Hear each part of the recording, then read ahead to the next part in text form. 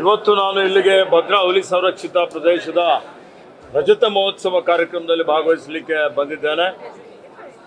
ಇಲ್ಲಿ ಕರ್ನಾಟಕ ರಾಜ್ಯದ ಜನ ನಾವೆಲ್ಲ ಅದೃಷ್ಟವಂತರಿದ್ದೀವಿ. ಇಂಥ ಒಂದು ಪಶ್ಚಿಮ ಘಟ್ಟದ ಜೀವ ವೈವಿಧ್ಯಮಯ ಏನು ತಾಣ ಇದೆ, ಇಡೀ ಜಗತ್ತಿನಲ್ಲೇ ಒಂದು 7ನೇ ಹಾಟ್ಸ್ಪಾಟ್ ಅಂತ ಹೇಳಿ ಕರಿತೀವಿ. ಇಲ್ಲಿ ಇವತ್ತೇನು ಅತ್ಯಂತ ವಿಶಾಲವಾದಂಥ ಈ ಒಂದು ಅರಣ್ಯ ಪ್ರದೇಶ ಸುಮಾರು 1,000 ಸ್ಕ್ವೇರ್ ಕಿಲೋಮೀಟರ್ ಇದೆ. ಇವತ್ತು ಲಕ್ಷಾಂತರ ಎಕರೆ ಭೂಮಿ. ಇಲ್ಲಿ ಅನೇಕ ರೀತಿಯಲ್ಲಿ ನಾವು ನೋಡ್ತಾ ಇದ್ದೇವೆ. ಇಲ್ಲಿರುವಂಥ ವನ್ಯಜೀವಿಗಳ ಸಂಪತ್ತು, ಕೀಟಗಳ ಸಂಪತ್ತು, ಸಸ್ಯ ಸಂಕುಲ, ಪಕ್ಷಿ ಸಂಕುಲ ಎಲ್ಲ ಪ್ರಭೇದಗಳಿದ್ದಾವೆ. ಹೀಗಾಗಿ ಇದು ಭಾಳ ಉತ್ತಮವಾಗಿ 25 ವರ್ಷ ಏನು ಸಾಧನೆ ಮಾಡಿದ್ದೇವೆ ಮತ್ತು ಈಗ ಮುಂದೆ ಏನು ಮಾಡಬೇಕಾಗಿದೆ ಅದೆಲ್ಲದರ ಬಗ್ಗೆ ನಾವೆಲ್ಲರೂ ಆತ್ಮವಿಮರ್ಶೆಯನ್ನು ಮಾಡಿಕೊಂಡು ನಾವೆಲ್ಲ ಸೇರಿ ಈ ಭಾಗದಲ್ಲಿ ಪ್ರಕೃತಿ ಪರಿಸರ ಸಂರಕ್ಷಣೆ ಮಾಡಬೇಕು, ವನ್ಯ ಸಂಪತ್ತು ಸಂರಕ್ಷಣೆ ಮಾಡಬೇಕು. ಅದರ ಜೊತೆಯಲ್ಲಿ ಇವತ್ತು ಜೀವನ ಮತ್ತು ಜೀವನೋಪಾಯ ಎರಡೂ ಅತ್ಯಂತ ಪ್ರಮುಖವಾದಂಥದ್ದು, ಮುಖ್ಯವಾದಂಥದ್ದು.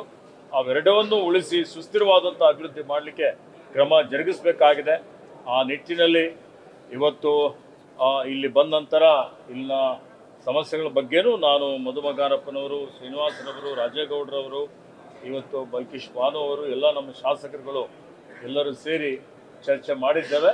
ಹಂತದಲ್ಲಿ ಎಲ್ಲದಕ್ಕೂ ಪರಿಹಾರ ಮಾಡಿ ಇವತ್ತು ಇದನ್ನು ಸಂರಕ್ಷಣೆ ಮಾಡುವಂತ ಕೆಲಸ ನಾವು ಮಾಡ್ತೇವೆ ಅನ್ನುವಂಥ ಮಾತನ್ನು ಹೇಳಿಕೆ ಬಯಸ್ತೇವೆ.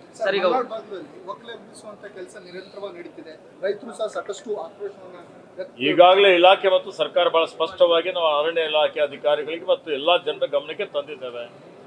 ಯಾರು 3 ಎಕರೆ ಒಳಗಡೆ ಇದ್ದಂತ ಏನು ಸಾಗುವಳಿದಾರರಿದ್ದಾರೆ ಅವರಿಗೆ ಒಕ್ಕಲೆಬ್ಬಿಸಬಾರದು ಅಂತ ಸೂಚಿಸಿದ್ದೇವೆ.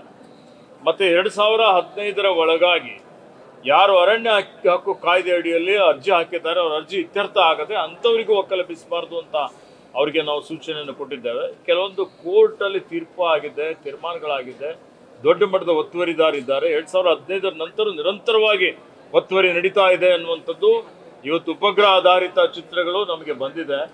ಇಂಥ ಪ್ರಕರಣಗಳಲ್ಲಿ ಎಷ್ಟು ದೊಡ್ಡ ಒತ್ತುವರಿದಾರಿದ್ರು ಅರಣ್ಯ ಉಳಿಸಲಿಕ್ಕೆ, ಪ್ರಕೃತಿ ಪರಿಸರ ಉಳಿಸಲಿಕ್ಕೆ ಅರಣ್ಯ ಇಲಾಖೆ ಕಾಯ್ದೆ ಪ್ರಕಾರ, ಕಾನೂನು ಪ್ರಕಾರ ಕ್ರಮ ತೆಗೆದುಕೊಳ್ಬೇಕಾಗ್ತದೆ. ಆ ಕ್ರಮವನ್ನು ನಾವು ತೆಗೆದುಕೊಳ್ತಾ ಇದ್ದೀವಿ. ನೋಡಿ, ಕಾನೂನು ತನ್ನ ಕೆಲಸ ಮಾಡ್ತದೆ. ಯಾರೂ ಕಾನೂನಿಗಿಂತ ದೊಡ್ಡವರಿಲ್ಲ. ಹೀಗಾಗಿ ಕಾನೂನು ರೀತಿಯ ಕ್ರಮ ಆಗ್ತದೆ. ಸರ್, ಈಗ ವೈಲ್ಡ್ ಲೈಫ್ ಅಲ್ಲಿ ಕಳೆದ 3 ವರ್ಷದಿಂದ ವಾರ್ಡನ್ ನೇಮಕ ಆಗಿಲ್ಲ ಸರ್. ಇಡೀ ಕರ್ನಾಟಕದಲ್ಲಿ ವೈಲ್ಡ್ ಲೈಫ್ ವಾರ್ಡನ್ ಅಂತ ನೇಮಕ ಆಗ್ತದೆ. ನೋಡಿ, ಈಗಾಗಲೇ ನಾವು ವನ್ಯಜೀವಿ ಮಂಡಳಿಯ ಒಂದು ಸದಸ್ಯರಿಗೆ ನೇಮಕಾತಿ ಮಾಡಿದ್ದೇವೆ.